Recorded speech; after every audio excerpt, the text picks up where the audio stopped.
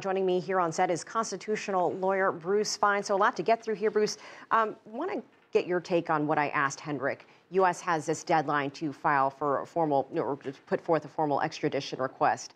What is the process there? Is there a chance that they don't do it and she just walks away? Well, that's obviously possible, especially given Mr. Trump's statement that implied he was not alerted to this particular aggression, if you will, before it happened, and that he would be inclined to intercede if it was necessary to avoid politically escalating the opposition or the atmosphere between the United States and China as it negotiates very seriously on trade relationships, including a report that's expected as early as tomorrow, complaining about Chinese alleged theft of intellectual property, hacking, and otherwise. Now, if extradition goes forward, there is in all treaties of this sort what's called the political crimes exception. If the Canadians conclude that the motivation behind this particular arrest and then followed with an extradition request was not really law enforcement, but to send a political signal to China, hey, she's kind of a pawn in bargaining so we get a better trade relationship, that is not an extraditable offense. That's exempt from extradition. And all the earmarks suggest that this is a political offense. Number one, what's the violation? Breaking sanctions with Iran? It's of trivial concern to the United States national security. It's not like that she's alleged to have stolen any intellectual property relating to nuclear technology or weapons systems or anything like that. And these kinds of violations of sanctions are routinely handled with a civil fine.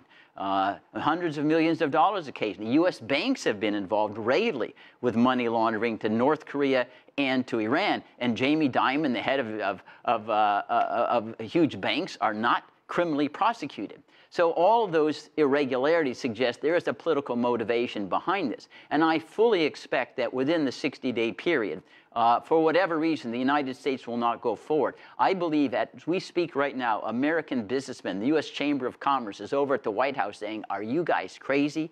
You know, we need to travel to China, too, in order to advance our business interests, and you are setting a precedent that places us at risk. And remember also, Mr. Trump is a businessman. He understands that. He's traveling there. He, I think, would appreciate how absurd it is to take someone who's running a company and charge them criminally.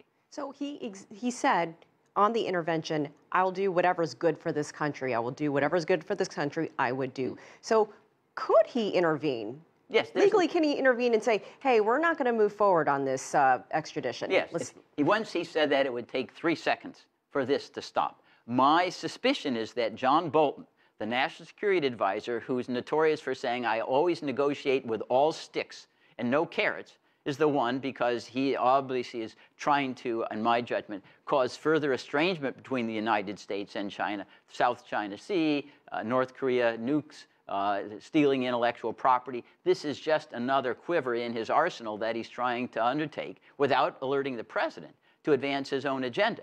And I think the president wants to repudiate it. It would happen over